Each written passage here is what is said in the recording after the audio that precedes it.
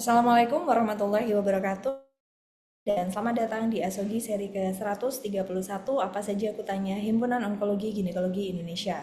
Asogi merupakan webinar online series yang diselenggarakan oleh Hogi dan menjadi wadah diskusi seputar permasalahan dan kasus-kasus terkait onkologi ginekologi. Alhamdulillah, setiap hari Rabu sore bertemu lagi dengan saya Dr. Hoirunisa sebagai host yang akan menemani bincang sore kita tentunya bersama dengan Asogi. Dan tidak bosan-bosan saya mengucapkan terima kasih kepada rekan sejauh dokter, SPOG, ginekolog onkologi, serta para guru besar yang telah berkenan meluangkan waktunya untuk join Asogi dari minggu ke minggunya. Selama 1 jam ke depan, kita akan berdiskusi tentunya bersama narasumber yang sudah pakar di bidangnya. Dan sore hari ini sudah hadir di tengah-tengah kita dua narasumber dan moderator yang akan berbagi update ilmunya bersama kita. Izinkan saya terlebih dahulu menyapa narasumber kita yang pertama. Di sini ada Dr. Johan Ricardo, spesialis obstetrik ginekologi, spesialis onkologi. Beliau ini merupakan konsultan onkologi ginekologi di Rumah Sakit Kanker Darmais Jakarta. Selamat sore, Dr. Johan. Selamat sore Dr. Hoirunisa dan dokter-dokter senior Jawa semua. Baik, terima kasih Dr. Johan. Untuk narasumber kita yang kedua, di sini ada Dr. Igede Sastrawinata, MBOMed, spesialis obstetrik ginekologi, subspesialis onkologi. Beliau ini merupakan konsultan onkologi ginekologi dari Fakultas Kedokteran Universitas Udayana di RSUP I Gusti Ngurah Rai, Denpasar. Selamat sore, Dr. Sastra. Selamat sore. Terima kasih dok sudah Dengar suara saya, hadir. dokter? Terdengar jelas dok. Selamat sore, Dokter Kaurnisa, Dokter Adanu, Dokter Johan, salam kenal. Dokter Tovan juga, salam kenal semua, salam rahayu. Ya, terima kasih Dr. Sastra. Baik, yang akan menjadi moderator kita pada sore hari ini adalah Dr. Ardanu Kusumanto, spesialis obstetrik ginekologi, spesialis onkologi. Beliau ini merupakan konsultan onkologi ginekologi dari Fakultas Kedokteran Universitas Gadjah Mada di RSUP Dr. Sarjito, Yogyakarta. Selamat sore, Dr. Ardanu. Dr. Santen, Dr. Nisa, dan dokter-dokter sekalian. Atur nuwun rawuhnya. Baik, kepada para peserta Asogi, jangan lupa untuk mengakses Asogi dari akun pelataran sehat Anda. Join Zoom-nya kalau bisa sampai akhir karena kehadiran akan tercatat secara otomatis melalui sistem Zoom sehingga tidak perlu lagi untuk mengisi link absensi. Dan mohon bersabar untuk menunggu verifikasi karena verifikasi akan dilakukan 1 hari pasca pelaksanaan Asogi. Dan pembelajaran di pelataran sehat bisa diselesaikan maksimal pada hari Jumat tanggal 26 Juli 2024. Seluruh peserta bisa berinteraksi secara aktif dengan mengajukan pertanyaan secara langsung dengan menekan tombol raise hand terlebih dahulu atau mungkin bisa menuliskan pertanyaannya di kolom Q&A yang sudah kami sediakan. Tidak terasa ini sudah memasuki 2 seri terakhir ya di bulan Juli dan masih terkait kita hari ini. Secara khusus sore ini kita akan membicarakan tentang bagaimana penanganan kanker serviks yang recurrence. Namun sebelum kita memulai, saya akan mengundang Sekjen Hogi untuk memberikan sambutan sekaligus membuka acara Asogi sore hari ini kepada Dr. Tovan Widya Utami, spesialis obstetrik ginekologi, spesialis onkologi. Kami persilahkan. Ya, terima kasih. Bismillahirrahmanirrahim. Assalamualaikum warahmatullahi wabarakatuh. Yang saya hormati Bapak Ibu dimanapun berada, Profesor, Dokter, Guru Besar, Senior saya juga di sini yang hadir. Alhamdulillah ini saya masih di depan ballroom Pit Kupang ini. Dr. Adanu, Dr. Gede Sastra, Dr. Johan, Dr. Nisa. Ya. Jadi agak ngedeprok nih, mohon maaf. Ya, jadi Alhamdulillah di sini gempa ya, 4,5 skala Richter. Tadi barusan tuh goyang sedikit, ya nggak apa-apa goyang-goyang sedikit ya. Alhamdulillah kami selamat semuanya. Jadi juga tidak membuat acara penutupan Pit Kupang 27 di tahun 2024 ini menjadi bubar gitu. Alhamdulillah, alhamdulillah. Karena masih ada door prize di belakang. Alhamdulillah, puji syukur kehadirat Allah Subhanahu wa taala atas nikmatnya luar biasa, sehat ya, iman segala macam. Salam hormat dan salam sehat selalu dari Ketua Umum kita, Dr. Brahmana. Dan mudah-mudahan acara Asogi selalu di hati para teman sejawat semuanya ya. Jadi saya rasa tidak berlama-lama karena ini memang agak complicated. Dr. Adanu siap-siap saja dibanjiri pertanyaan karena masalahnya yang udah ya rasanya kita mau sampai mana nih ya. Kita akan berjuang untuk symptom palliation atau misalkan nanti kita berjuang untuk tumor palliation. Rasanya kalau recurrence rasanya memang kita banyak sekali ya keterbatasan karena low resource. Negara ini juga negara yang memang masih ya katakanlah middle up income, tapi ternyata status sosial ekonomi, status kesehatan masih low middle income juga, bahkan low income gitu ya. Jadi nanti kalau di sini udah banyak nanti akan dipaparkan oleh pakar-pakarnya, saya rasa. Jadi apa sih yang terbaru dari penanganan kanker cervix recurrent ya? Apa saja strateginya untuk mencapai pencegahan tersier ya, Dr. Danu, Dr. Gede Sastra, Dr. Johan. Bagaimana kita bisa tetap menciptakan quality of life buat pasien tanpa burden of economics ya. Burden of economy itu dia. Jadi kita mau memperpanjang usia pasien tapi dengan segala macam cost yang sangat tinggi, tentu itu juga bukan tujuan kita karena memang kaitannya dengan asuransi yang masih sangat terbatas di Indonesia ini. Jadi itu saja dari saya. Terima kasih banyak Dr. Adanu, matur nuwun sangat ya. Dr. Gede Sastra, Dr. Johan, Dr. Lisa, luar biasa. Saya cinta semua untuk ASHOGI. Mudah-mudahan kita akan berikan manfaat yang luar biasa untuk negara kita. Lebih kurangnya saya mohon maaf. Selamat mengikuti ASHOGI. Demikian. Wassalamualaikum warahmatullahi wabarakatuh. Waalaikumsalam warahmatullahi wabarakatuh. Terima kasih banyak Dr. Tovan yang sudah menyempatkan untuk memberikan sambutan sekaligus membuka acara ASHOGI. Semoga rangkaian acara POGI-nya lancar ya dong di Kupang. Baik, saya tidak akan berlama-lama lagi, langsung saja kita langsung memasuki sesi pemaparan dan diskusi yang langsung akan dipandu oleh moderator kita kepada Dr. Ardanu Kusumanto, spesialis obstetrik ginekologi, subspesialis onkologi. Kami persilakan. Bismillahirrahmanirrahim. Assalamualaikum warahmatullahi wabarakatuh. Terima kasih, Dr. Selamat sore, Bapak Ibu, Profesor, Dokter sekalian yang saya hormati, Bapak Kepala HOGI dan tadi Ibu Sekjen HOGI, Dr. Tovan yang memang tidak bisa jauh dari panggung ya. Kemudian juga kedua pembicara kita hari ini yaitu Dr. Igede Sastrawinata, M.Biomed, SPOG, Subspesialis Onkologi, dan juga Dr. Johan Ricardo, SPOG, Subspesialis Onkologi dari Rumah Sakit Kanker Darmais Jakarta. Tentu yang pertama kita doakan ya, semoga tadi ada kabar, ada gempa di Kupang, semoga semuanya baik-baik saja, semoga semuanya selamat, semua peserta bisa kembali ke tempat masing-masing dengan selamat, juga yang para panitia juga baik-baik saja semua. Kemudian juga kita doakan pada semua sejawat kita yang sedang sakit untuk bisa segera membaik kondisinya.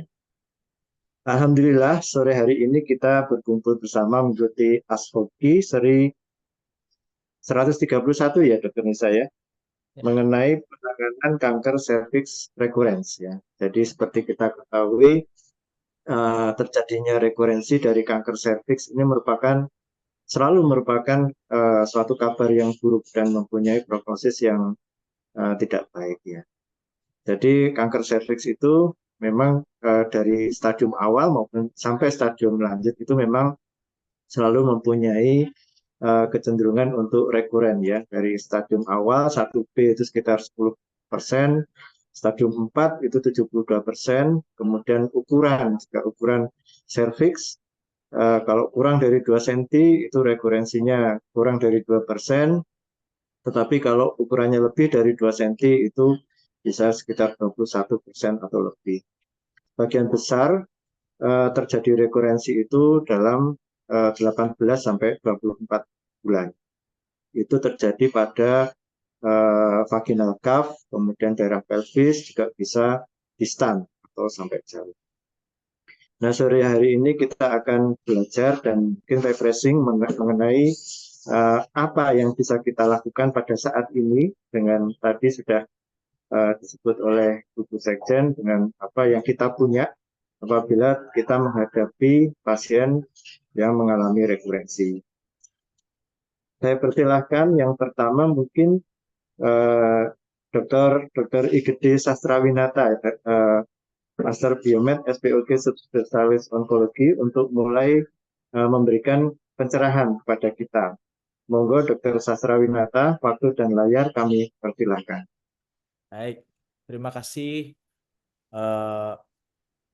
Dokter Ardanu atas waktunya. Dokter Johan, izin saya duluan dok. Ya, nggak apa-apa dok, silahkan. Iya Walaupun dok, izin. sekarang Singkat aja dok ya. Singkat aja saya nanti mau sederhananya dilanjutkan dok mungkin ya. nanti ya. Ya. Selamat sore pemirsa Ashoki yang saya cintai, sayangi, dimanapun berada di seluruh Nusantara tercinta. Selamat sore kepada seluruh guru besar. Izinkan saya menyapa dulu dokter. Selamat sore kepada Ketua Hogi, Sekjen Hogi, sudah memberikan pemaparan tadi, pengantar tadi. Dokter Kaurinisa juga, adik saya yang saya sayangi Dokter Johan, dan saudara moderator, guru saya Dokter Ardanu. Salam kenal dok. Izin Karena share screen dok.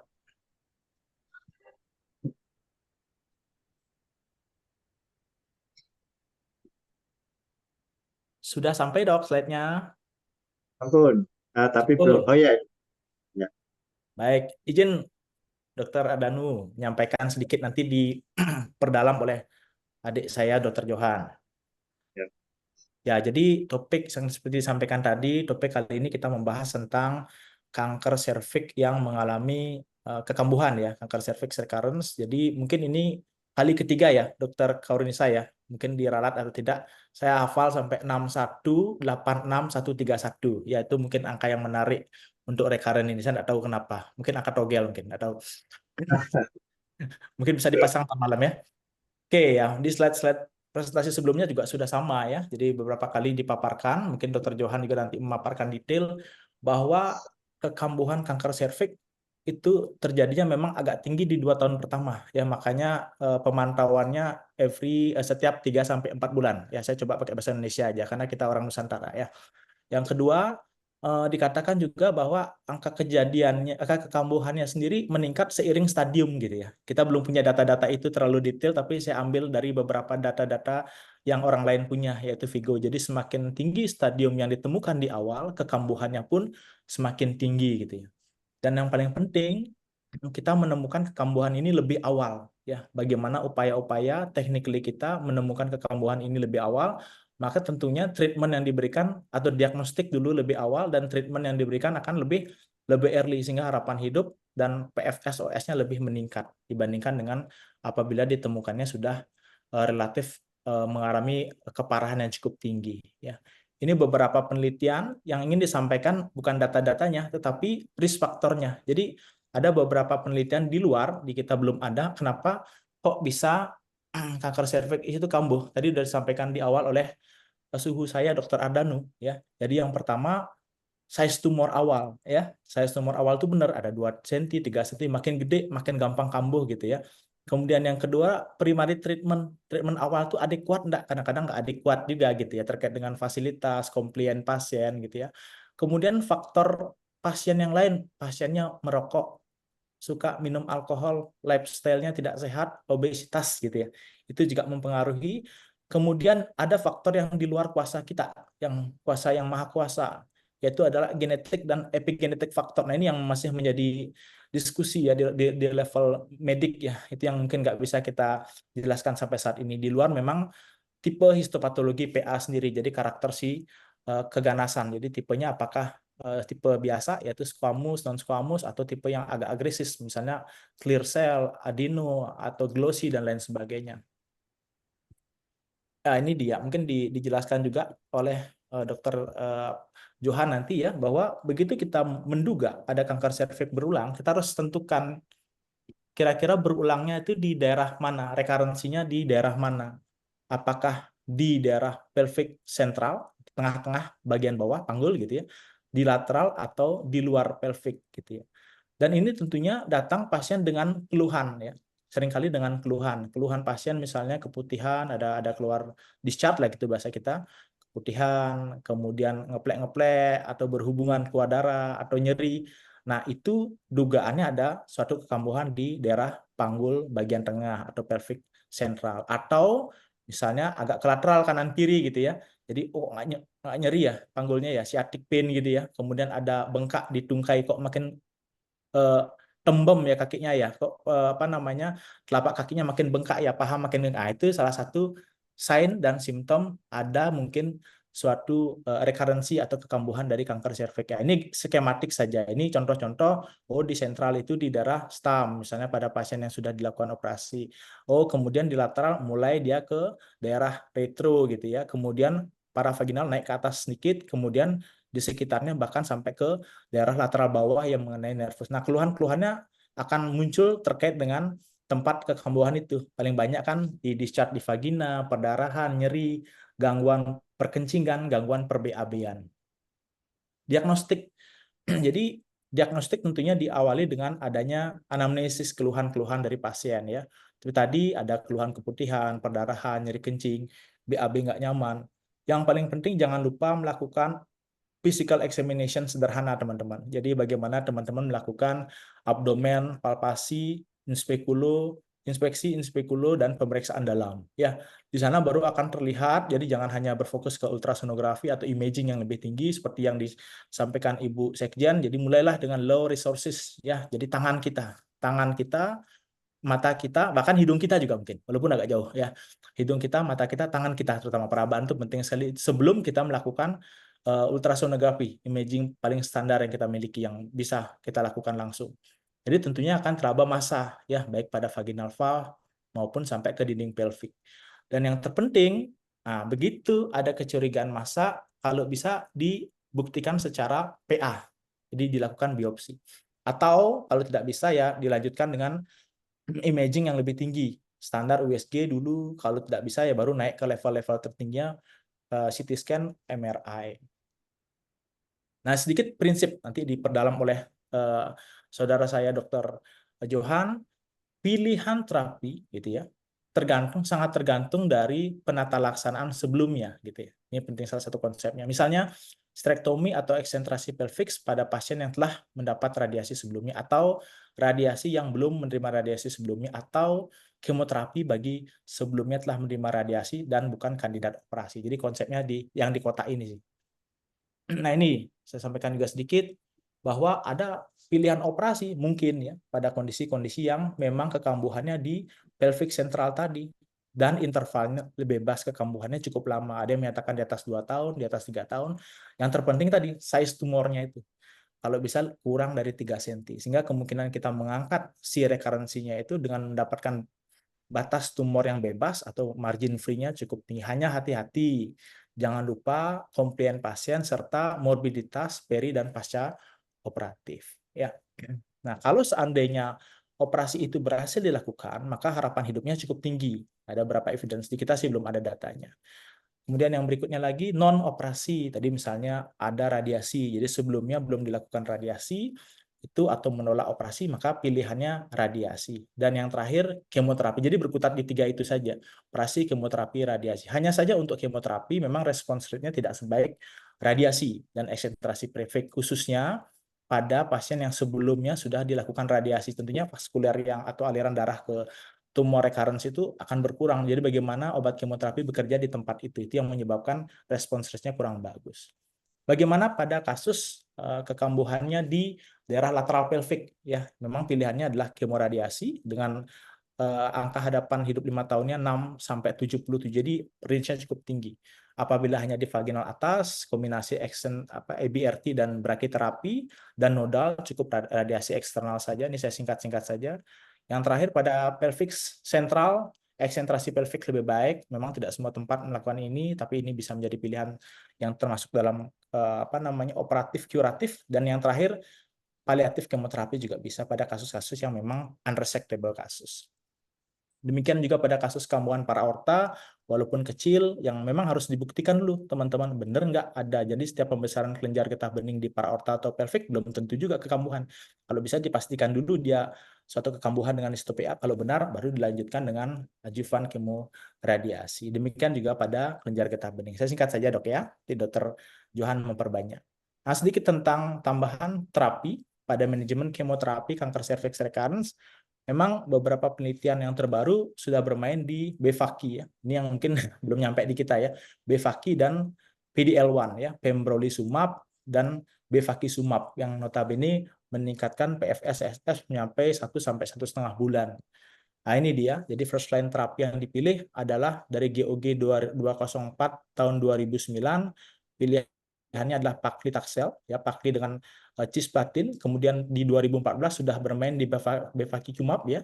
Jadi VEGF, ya, kemudian inhibitor, kemudian yang terakhir di 2021 bermain di PDL1, ya. Seperti kita ketahui bersama bahwa PDL1 itu adalah suatu ligan yang berikatan dengan reseptor di T-cell, ya.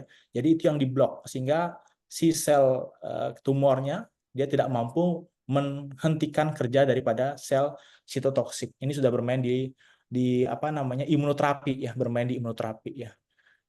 Lini kedua sudah bermain di cemiplimib, ya, sama juga dia merupakan suatu PDL1 lini kedua dari pembrolizumab. Yang terakhir di second line-nya namanya TV, ya, tisotumab vedotin, dia like Trojan dibilang, ya. Ini yang terbaru juga, di mana kemoterapi bukan kemoterapi, dia suatu adalah targeted terapi, imunoterapi yang masuk ke dalam sel tanpa dikenali oleh sel kankernya, kemudian masuk mengeluarkan MMAP baru menyebabkan kerusakan daripada tubuli sel. Ini rekomendasi tapi masih berupa suatu proposal yang melibatkan PDL1 dan suatu apa namanya targeted terapi, immunocheckpoint terapi inhibitor. Nah, ini beberapa rekomendasi kemoterapi berikutnya. Dan jangan lupa kita juga bermain di porsi paliatif, ya, pada kondisi-kondisi di mana unresectable case, metastasis jauh yang sudah bolak-balik dilakukan kemoterapi, radiasi paliatif. Tentunya porsi paliatif itu menjadi salah satu pilihan utama dalam rangka menyiapkan pasien menghadapi menerima kondisi dan menghadapi kematian, tentunya meliputi aspek fisik seperti nyeri, aspek psikososial seperti meningkatkan perangai sosial ekonominya, dan yang terakhir adalah aspek spiritual. Ini ada beberapa konsep yang bisa dipaparkan di sini. Baik, singkat saja, ada 4 poin yang bisa saya sampaikan kepada teman-teman. Yang pertama, kekambuhan 2 tahun pertama, hati-hati. Jangan lupa faktor risiko kita coba kontrol, memang di luar faktor genetik dan epigenetik tadi. Yang kedua, berusahalah mencari kekambuhan sedini mungkin, baik itu di pelvic maupun di tempat lain. Jangan tidak mengindahkan keluhan-keluhan pasien. Dan yang berikutnya, sedikit pengetahuan bahwa tata laksana akan sangat ditentukan oleh bagaimana penanganan sebelumnya, dan jangan lupa adanya porsi paliatif. Terima kasih, Dr. Ardanu, Dr. Johan, teman-teman, itu yang dapat saya sharing. Saya kembalikan ke Dr. Ardanu. Terima kasih, Dok. Ya, baik. Terima kasih, Dr. Sastrawinata. Menarik sekali nih yang tadi diutarakan. Banyak yang menarik tadi, termasuk yang terakhir itu obat-obatan yang mudah-mudahan nanti kita pada suatu saat kita bisa dapat dengan gampang, ya, Dr. Sastra, ya. Amin. Amin, Dok. Iya, ya. Baik. Tapi untuk diskusi pertanyaan mungkin disimpan dulu, nanti kita bisa diskusi setelah presentasi atau point of view dari Dr. Johan Ricardo, SPOG Subspesialis Onkologi. Monggo, Dr. Johan, waktu dan layar kami persilahkan. Terima kasih Dr. Ardanu, terima kasih Dr. Sastra. Mungkin saya sedikit lebih ke superficial, ya, karena tadi yang agak mendalam sudah diambil oleh senior saya, Dr. Sastra.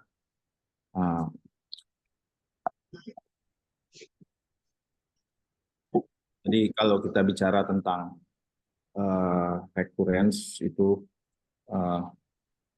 pada umumnya akan bicara tentang kekambuhan di daerah lokal, regional, ataupun distant, di mana timbul pada 2 tahun pertama paling sering setelah selesainya terapi primer. Dan bahwa kita tahu bahwa ada kasus-kasus yang rekurensi, tidak ada terapi definitif, jadi banyak sekali tailor-made yang berkembang, tetapi yang perlu kita lihat adalah kita bagaimana mengobati pasiennya, bukan mengobati daripada kansernya. Kalau kita bicara tentang definisi, bahwa rekurensi kanker serviks didefinisikan sebagai pertumbuhan massa tumor ataupun lymph node pada daerah lokal, regional, ataupun distant setelah selesainya primary treatment, dikatakan NED paling sedikit 6 bulan.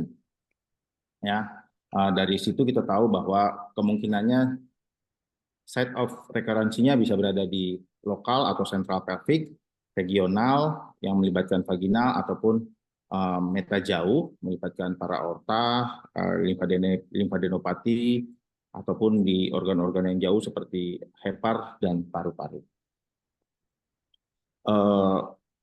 Pada pasien yang pernah mengalami primer operatif dilaporkan bahwa angka rekurensi sekitar 27%, sementara pada pasien-pasien yang menjalani terapi CCRT sebagai primary treatment-nya angka kekambuhan tercatat sebanyak 32%. Pada suatu penelitian retrospektif yang dilakukan di Italia yang bersifat multicenter yang melibatkan 327 wanita, ternyata hasilnya situs yang paling sering adalah berada pada vaginal fold ataupun pada lesi regional. Sementara oleh karenanya pada 2 tahun pertama sering sekali terjadi kekambuhan, guideline yang banyak kita pakai adalah berdasarkan NCCN, menganjurkan untuk evaluasi 3-6 bulan pada 2 tahun pertama yang boleh diperpanjang jaraknya setiap 6 bulan pada tahun berikutnya. Dapat juga ditambahkan untuk pemeriksaan antigen seperti squamous cell carcinoma jika dia histopatologinya adalah KSS, dan beberapa literatur juga boleh melihat adanya peningkatan CA125 pada kanker serviks yang histopatologinya merupakan adenokarsinoma. Pada kanker serviks yang recurrent, kita tahu bahwa ini adalah multidisiplin treatment yang meliputi daripada radiologi, radioonkologi, hemato-onko, urologi, ataupun bedah plastik yang semuanya bersifat tim dan multidisiplin. Ya, ini seperti yang saya ambil dari guideline dari NCCN bahwa jika terjadi pertumbuhan lokal atau regional, yang pertama kita lihat sebelumnya dia sudah menjalani terapi apa, tapi yang perlu kita ketahui bahwa terapi daripada rekurensi tetap akan melibatkan operatif, radiasi, ataupun tidak juga merupakan porsi daripada paliatif itu sendiri. Nah, pada kasus-kasus yang sudah meta jauh, kemungkinan kita menggunakan sistemik terapi ataupun best supportive care, dalam hal ini adalah paliatif. Untuk mendiagnosinya kita bisa menggunakan imaging yang setelah dilakukan pemeriksaan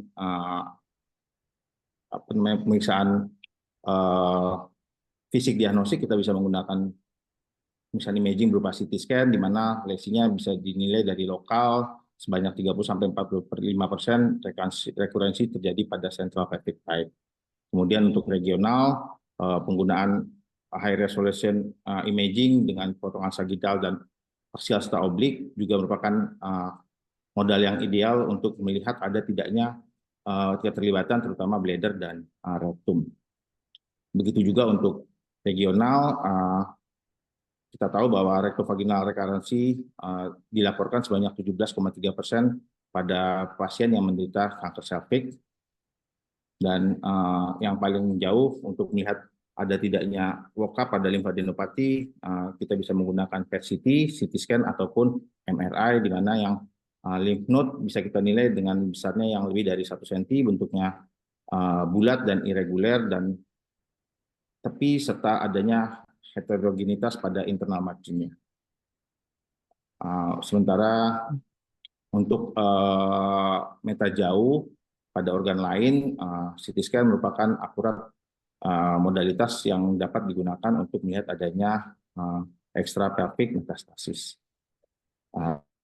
Kemudian seperti kita tahu dan tadi sudah disebutkan oleh senior saya bahwa peranan kemoterapi memang masih menjadi batasan pada kasus kanker serviks recurrence, dan yang perlu kita lihat adalah bagaimana follow up terhadap pemberian kemoterapinya. Jadi di sini saya mendapatkan kita evaluasi setelah 2-4 course.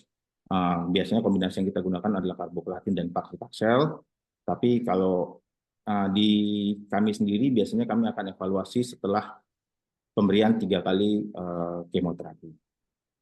Sebagai take home message-nya, tujuan utama dari suatu perawatan kanker serviks yang recurrent adalah meningkatkan survival dan harus berfokus pada identifikasi awal di mana terjadinya posisi rekurensi tersebut. Kan? Kemudian penggunaan modalitas imaging mulai dari USG, CT scan, MRI bahkan PET-CT jika memungkinkan dapat mempertegas di mana posisi letak rekurensi tersebut, apakah berada di lokal, regional, ataupun distal meta. Kemudian pemilihan pasien dengan hati-hati merupakan tujuan utama terhadap penanganan daripada kasus-kasus CA serviks yang recurrent. Baik, dokter, terima kasih. Demikian paparan singkat dari saya. Saya kembalikan kepada Dr. Ardhani. Ya. Baik, terima kasih Dr. Johan Ricardo. Paparan yang sangat menarik tentang apa yang harus kita lakukan ya untuk treatment, juga untuk mengenali adanya rekurensi. Baik, kepada para pemirsa atau peserta, monggo kalau ada yang akan memberikan komentar atau bertanya, mungkin bisa di raise hand atau bisa dari kolom chat ya, Dokter Nisa ya.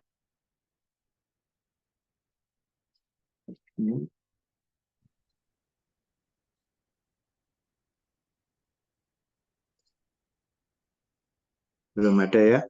Jadi mungkin tadi memang yang salah satu yang penting mungkin multidisiplin ya dokter ya. Jadi kalau ada dari onkologi, kemudian bedah onko, bedah plastik, radiologi onkologi, kemudian juga mungkin juga ada psikolog support ya, support psikologi ya. Ini pada kolom Q question and ada yang gimana melihatnya?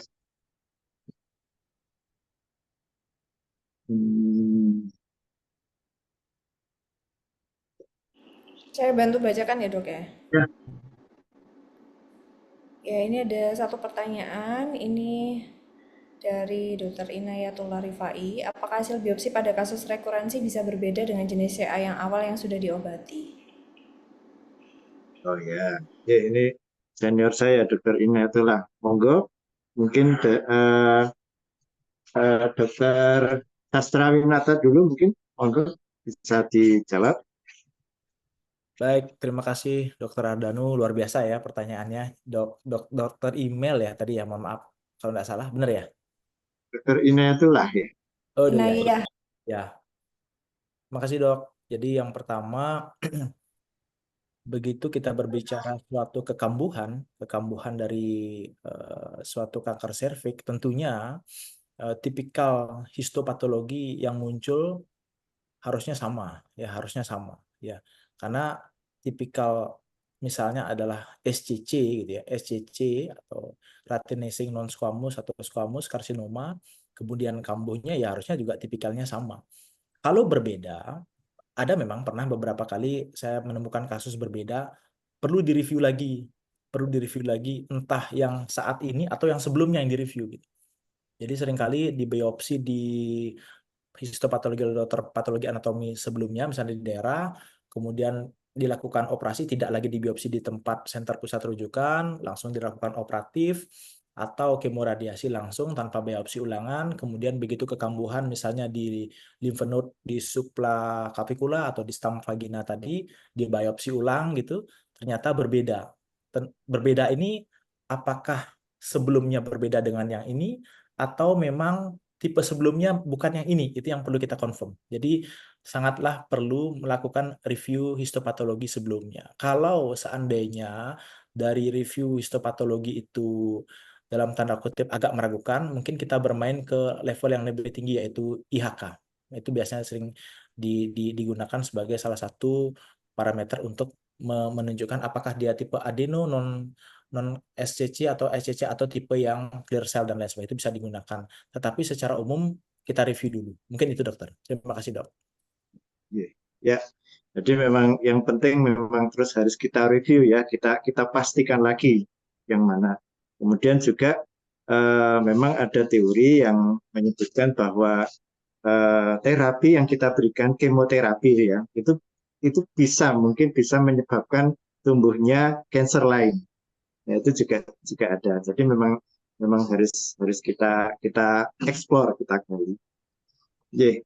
Mungkin seperti itu Dr. Ingatullah. Mungkin yang kedua dari Dr. Vita Maya Paramita, izin bertanya apa sajakah yang bisa kita lakukan untuk mencegah atau mengurangi angka kekambuhan, dokter? Monggo untuk Johan Ricardo. Terima kasih dokter. Saya coba menjawab kepada pertanyaan yang diberikan oleh Dr. Vita Maya Paramita. Tentu saja kekambuhan itu bisa kita cegah, walaupun tadi sedikit sudah dibicarakan oleh senior saya Dr. Sastra bahwa epigenetik sangat penting dan itu masih terus dikembangkan saat ini. Tapi secara garis besar yang perlu kita lakukan adalah untuk tenaga kesehatan tuh memberantas hoax, dokter. Jadi yang paling penting kan bagaimana si pasien ini hidup sehat dengan nutrisi yang baik. Nah, yang banyak berkembang itu tidak boleh minum gula, nggak boleh makan daging, ya harus sesuatu yang organik mungkin, stres sendiri dia. Ya, jadi yang mau saya tekankan di sini bahwa memang imun tubuh sangat berperan dan untuk memelihara imun yang baik itu diperlukan asupan gizi yang baik, diperlukan pola pikir yang baik, ya, dan dari kita sebagai tenaga kesehatan yang diperlukan adalah bagaimana mengedukasi sehingga hoax-hoax yang banyak beredar itu bisa kita kurangi atau kalau bisa kita hilangkan. Demikian kalau dari saya, dokter. Ya, ya. Terima kasih Dr. Johan. Jadi memang sistem imun ya yang harus di situ, yang harus kita. Jadi kalau biasanya pasien memang ketakutan nanti itu makanannya kanker, dokter. Makanannya kanker lah. Mungkin ya kanker itu tidak peduli kalau tidak dapat makanan dari luar ya kankernya akan makan pasiennya gitu. Jadi memang pasiennya akan semakin lemah sehingga progresif kanker akan semakin kuat. Baik. Kemudian ini ada anonymous attendee. Nah, ini untuk Dr. Johan lagi nih. Selamat sore Dr. Dan saya ingin bertanya kepada Dr. Johan, bagaimana pendapat Dr. Johan terkait tata laksana residif distan metastasis atau metatulang CA cervix pada pasien young women usia 30 tahun dan bagaimana kita melakukan edukasi kepada pasien tersebut apabila kita sudah memutuskan untuk dilakukan symptomatic palliation. Terima kasih dokter. Monggo Dr. Johan. Baik, terima kasih dokter kepada Dr. Anonymous ya, yang menghadiri webinar ini terkait pertanyaan yang dokter berikan terhadap residif CA cervix yang meta di tulang. Tentu yang perlu kita ketahui bahwa semua rekurensi itu sifatnya adalah paliatif. Dan kalau kita tujuannya paliatif, bagaimana berbicara tentang peningkatan kualitas hidup pasien. Dan paliatif itu sendiri terbagi atas 3, paliatif tumor, paliatif simptom, dan paliatif terminal. Yang terkadang antara paliatif tumor dan paliatif simptom masih sering berkaitan. Nah, jika memang kondisinya masih muda dan memang masih memungkinkan serta fasilitasnya ada, kalau dari beberapa literatur mungkin akan dilakukan pemilihan pengobatan paliatif berupa radiasi tulang. Nah, kenapa kita tidak pilih untuk kemoterapi? Karena vaskularisasi ke tulang tidak cukup baik sehingga agen kemoterapinya mungkin tidak tersampaikan dalam jumlah yang cukup dosisnya untuk bisa memberantas kanker-kanker yang sudah metastasis ke tulang. Dan jika yang paling kita takutkan selain nyeri di tulang itu apabila tulang itu dipakai sebagai weight bearing ya dokter ya, untuk penyangga tubuh dalam aktivitas, jangan-jangan nanti waktu melangkah biasa saja tidak usah naik tangga gitu, pasiennya jatuh karena memang terjadi fraktur patologis. Nah, jadi pemilihan untuk pemberian radiasi vertebrae, radiasi tulang dengan komunikasi terhadap sejawat onkoradiasi bisa dipertimbangkan, sekaligus pemberian suplemen tulang seperti ibandronik yang bisa kita berikan. Jangan lupa juga mungkin pemantauan kadar nilai kalsium dalam darah yang bisa dalam beberapa literatur meningkat cukup tinggi jika terjadi adanya peningkatan metastasis di tulang. Demikian kurang lebihnya, dokter. Jika mau ditambahkan untuk senior saya, dokter Sastra, atau dari dokter Ardhanu mungkin. Terima kasih Ya, Dokter Johan, Dokter Danu, menarik sekali ya. Jadi kita diskusi terbuka saja. Jadi intinya kita memberikan sharing masukan sesuai dengan pengalaman yang kita ketahui dan evidence yang kita ketahui bersama, kan begitu ya Dokter Danu, Dokter Johan ya. Jadi tadi menarik ya, upaya-upaya sebelumnya ya, pertanyaan sebelum itu luar biasa ya bagi saya. Jadi upaya-upaya untuk mencegah kekambuhan itu ternyata pengalaman yang saya lihat dan beberapa saya begali-gali ke literatur memang psikososial spiritual itu sangat mempengaruhi sekali, Dokter Ardhanu dan Dokter Johan ya, seperti dokter sampaikan tadi ya, mencegah hoak gitu ya, terlalu banyak tekanan, terlalu banyak tidak boleh ini, tidak boleh itu, tidak boleh makan A, B, C, kemudian tidak boleh, bahkan tidak boleh stres pun jadi stres gitu, jadi berkebalikan kadang-kadang, jangan stres, beneran stres gitu. Happy ternyata ya, happy. Beberapa pasien advanced stage yang rasa-rasanya responnya nggak bagus jadi bagus, yang rasanya tipenya agresif, tumor size-nya gede, nggak kambuh-kambuh, agak unik. Justru stadium awal yang kayaknya nggak mungkin kambuh, kambuhnya cepat. Nah ini yang faktor genetik, epigenetik, psikososial ini yang perlu diperdalam saya rasa. Dan tadi seperti yang adik saya, ini juga suhu saya sebenarnya, Dokter Johan ini sampaikan, faktor yang mempengaruhi pikiran, perasaan, dan apa ya, kita berbicara juga energi itu akan mempengaruhi imunitas ternyata. Ya, sehingga tidak hanya faktor fisik yang kita gali, tapi non fisik. Karena tadi ada sekian faktor yang tidak bisa dinilai, genetik dan epigenetik itu akan mempengaruhi rekarensi. Itu satu. Yang kedua, terkait dengan rekarensi tulang. Jadi benar disampaikan ya, terapi suportif yang lebih dominan di situ. Karena salah satu metastasis yang agak menyulitkan itu adalah bone metastasis ya, Dokter Johan ya. Ya, porsi radiasi penting, tapi kadarnya diatur, nanti konsultasi dengan dokter radioterapi onkologi. Terima kasih Dokter Ardhanu, Dokter Johan. ya, terima kasih. Kemudian yang selanjutnya, izin bertanya dokter, apabila ada rekurensi di 2-3 tempat yang berbeda namun operable, apakah masih pada tempatnya kita lakukan tindakan operatif? Terima kasih sebelumnya. Monggo, Monika, Dokter Sastra mungkin. Ya, terima kasih Dokter Ardhanu. Jadi yang pertama, resectable tidak, itu jadi hampir mirip-mirip kayak di ovarium juga sih sebenarnya. Jadi misalnya ada kekambuhan di tunggul vagina gitu ya, ukurannya 1 cm, kemudian pelviknya bebas, tidak ada hidronephrosis, tidak ada bendungan di limfodom ke arah ekstremitas bawah, tentunya sangat indikasi untuk dilakukan adanya eksentrasi pelvik gitu, satu. Kemudian yang kedua, adanya metastasis di lymph node di daerah subclavicular gitu misalnya atau di insisi, kadang-kadang di luka insisi operasi juga bisa metastasis ya dokter ya, Dokter Johan ya. Di luka operasi misalnya ada insisi hanya 1 cm, tentunya operatif sangat memungkinkan.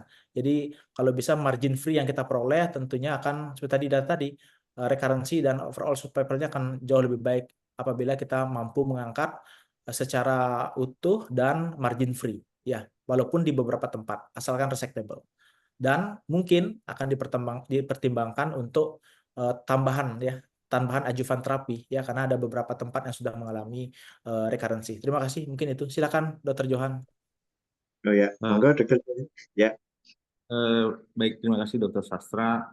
Ya, kalau saya melihatnya bahwa walaupun di beberapa tempat, tapi bagaimana kita melakukan debulking, pengangkatan tumornya itu tanpa residual.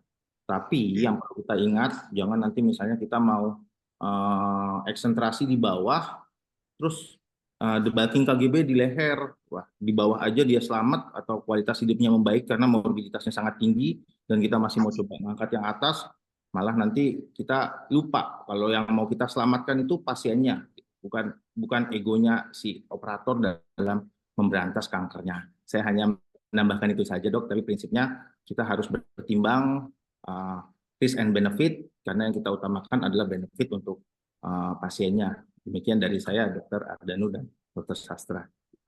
Ya, ya.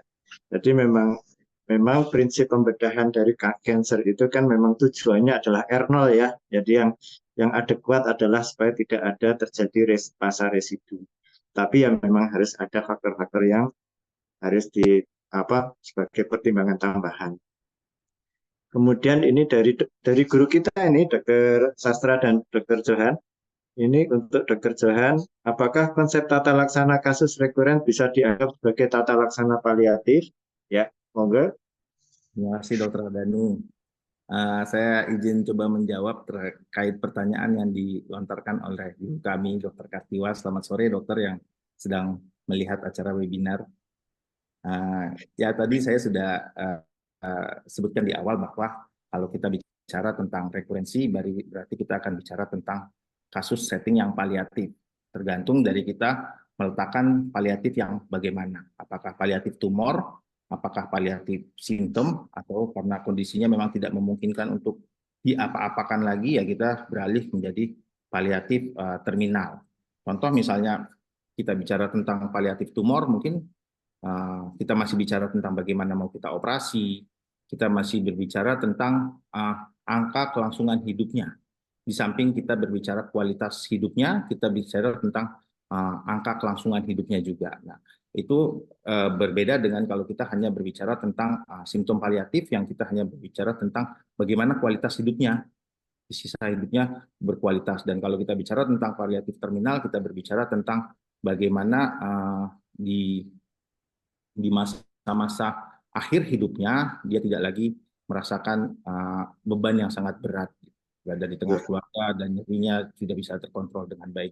Jadi ya betul, kalau saya akan meletakkan bahwa sesi referensi adalah tata laksana paliatif, tergantung paliatif yang mana, dokter. Ya, ya. Jadi memang tadi ya, termasuk yang tadi disampaikan Dr. Johan ya, salah satu tujuan dari terapi paliatif atau recurrence itu kan meningkatkan survival, tetapi juga selain survival ternyata juga kita harus juga mengingat quality of life dari pasien itu. Ya. Baik, mungkin apakah ada lagi dari yang pemirsa yang oh ya, baik. Sementara belum ada, Dok. Belum ada ya. Baik. Jadi mungkin tapi mungkin ada ada beberapa yang poin ya. Jadi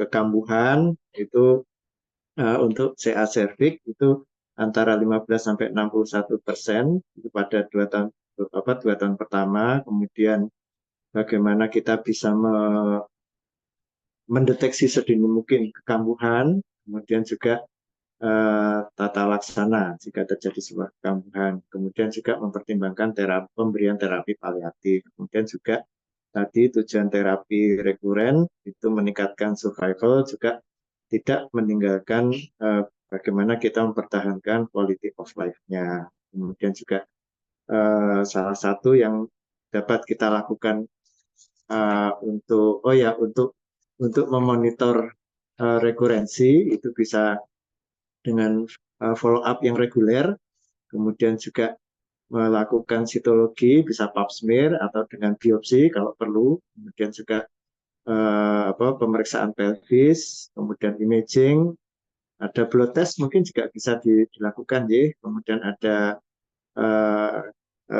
yang tidak kalah penting sebetulnya adalah KIE ya, konsultasi, informasi dan edukasi terhadap pasien, sehingga pasien bisa dijelaskan penyakitnya seperti apa, nanti rencana terapinya seperti apa, risikonya apa, nanti ada kemungkinan kekambuhan seperti apa, dan nanti terus bagaimana tata laksananya. Jadi kalau pasien sudah mengerti itu, diharapkan nanti pasien juga akan lebih gampang untuk diajak bekerja sama dalam menjalani terapinya. Kemudian yang tidak kalah penting tadi ada psychological support ya. Jadi bisa dari keluarga, bisa dari profesional juga bisa. Jadi dengan ahli-ahli psikologis. Mungkin ada pesan tambahan lagi dari Dokter Sastra atau Dokter Johan, monggo. Ya, terima kasih Dokter Ardanu. Pesan terakhir ya, maksudnya Dokter Ardanu ya. Nah, Ya, terima kasih. Ini karena pesan terakhir waktu sudah hampir selesai ya Dokter Ardanu ya. iya. Nggak nyangka ini ya sebentar sekali, padahal maunya nambah 1 jam lagi. Eh, yang pertama bahwa kanker serviks itu kanker apapun termasuk kanker serviks kemungkinan recurrence-nya cukup tinggi di 2 tahun pertama. Beberapa data menyatakan seperti itu. Jadi di 2 tahun pertama ini kalau bisa pasien itu dipegang ya. Siapa tahu ada teman-teman sejawat kontrol ke vaskes teman-teman itu habis penanganan kanker serviks dari Dokter Johan atau Dokter Ardanu lakukan pemantauan tiap 3-4 bulan tadi di beberapa evidence menyatakan. Pemeriksaannya sederhana sekali, anamnesis, pemeriksaan fisik biasa, jangan lupa untuk melakukan inspeksi keluar dan periksa dalam. Kemudian kalau ada rasa sih semua dokter kandungan punya USG ya, silakan lakukan USG. Kalau ada keluhan-keluhan yang terkait yang spesifik, tolong diperdalam. Ya, itu satu. Karena seperti tadi, semakin awal kita temukan, semakin awal kita diagnostik, maka semakin awal pula kita akan terapi, tentunya hasilnya akan lebih bagus.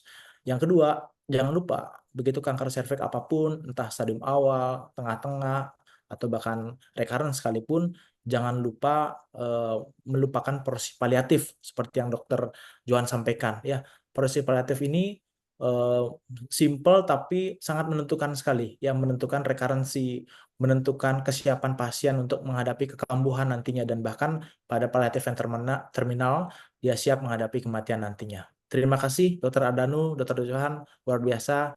Silahkan lanjutkan ke Dokter Johan. Silahkan Dok. Ya, matur nuwun Dokter Sastra, monggo Dokter Johan. Terima kasih Dokter Ardanu dan Dokter Sastra. Mungkin sedikit yang mau dipergunakan sebagai take home message sebelum ditutup ya Dok. Ya. Bahwa kanker adalah suatu penyakit yang sembuh dalam tanda kutip, berarti masih ada keterikatan antara pasien dan dokter, dan biasanya akan kambuh dalam 2 tahun pertama. Itulah makanya dalam 2 tahun pertama visitingnya menjadi lebih pendek dibandingkan dibandingkan tahun-tahun berikutnya. Dan yang perlu kita ketahui bahwa faktor imun sangat berperan. Jadi mari menciptakan suasana yang baik bagi setiap pasien kanker. Mari memerangi hoax bersama-sama.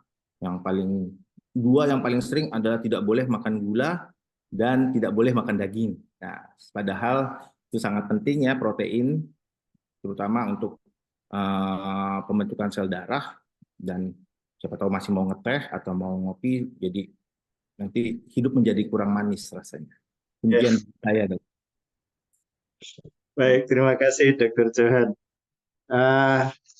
Jadi mungkin karena waktu, mungkin kita sudah batasi waktu ya. Mungkin tapi sebelum saya kembalikan ke Dokter Nisa, mungkin saya akan mengingatkan pada para peserta bahwa nanti tanggal 29 November sampai 1 Desember 2024 kita akan mengadakan ASCO di Bali Nusa Dua Convention Center. Monggo sama-sama dirawui, sama-sama diikuti untuk menjaga kita tetap update dengan ilmu tentang onkologi, ginekologi khususnya. Terima kasih. Saya kembalikan kepada Dr. Nisa. Wassalamualaikum warahmatullahi wabarakatuh. Waalaikumsalam warahmatullahi wabarakatuh. Baik, terima kasih banyak dan apresiasi setinggi-tingginya untuk para narasumber dan moderator kita sore hari ini. Terima kasih Dr. Ardanu, terima kasih Dr. Gede Sastra, Dr. Johan, dan juga Dr. Tovan sudah menyempatkan waktunya sore hari ini. Ya, tidak terasa hampir 1 jam ya kita berdiskusi sampai kita di akhir acara. Terima kasih banyak atas perhatian dan atensi seluruh peserta ASOGI. Semoga apa yang kita diskusikan sore ini memberikan banyak manfaat. Dan jangan lupa untuk akses pelataran sehat akan dibuka oleh penyelenggara H+1 setelah acara ini berlangsung, jadi mohon ditunggu untuk verifikasinya dan mengecek secara kemudian dapat mengerjakan pembelajaran sampai maksimal di hari Jumat tanggal 26 Juli 2024. Sedikit mungkin yang bisa saya tangkap di sini dari diskusi kita sore hari ini bahwa tata laksana rekurensi kanker serviks itu bergantung pada bagaimana terapi sebelumnya dan lokasi kekambuhannya. Beberapa tadi yang sudah disebutkan tentang pelvic excentrasi pada central recurrence, kemudian ada kemoradiasi dan juga kemoterapi paliatif pada kasus-kasus yang unresectable ataupun metastasis jauh. Dan juga yang terkini pada kasus recurrent kanker serviks juga bisa dikombinasikan dengan bevacizumab atau anti-VEGF dan immune checkpoint inhibitor seperti pembrolizumab. Baik, tadi sudah disinggung oleh Dr. Adanu bahwa tanggal 28 sampai 1 Desember 2024 Hogi akan menjadi tuan rumah ASCO Meeting 2024 yang akan dilaksanakan di Indonesia, tepatnya di Bali. Akan ada 7 workshop dan simposium internasional di mana untuk registrasi dan abstrak submission sudah dibuka. Untuk info lengkapnya bisa diakses melalui www.asco2024bali.org. Untuk early bird registration bisa dilakukan sampai sebelum 1 Agustus 2024. Jadi jangan sampai ketinggalan, dan event ini juga sudah ber-SKP Kemenkes. Baik, jangan khawatir untuk yang ketinggalan cuplikan dari ASHOGI dari awal sampai akhir. Pada sore hari ini bisa mengakses full videonya di YouTube ASHOGI dan juga seri-seri yang sebelumnya. Baik, sampai jumpa di ASHOGI seri berikutnya. Kami izin undur diri. Wassalamualaikum warahmatullahi wabarakatuh.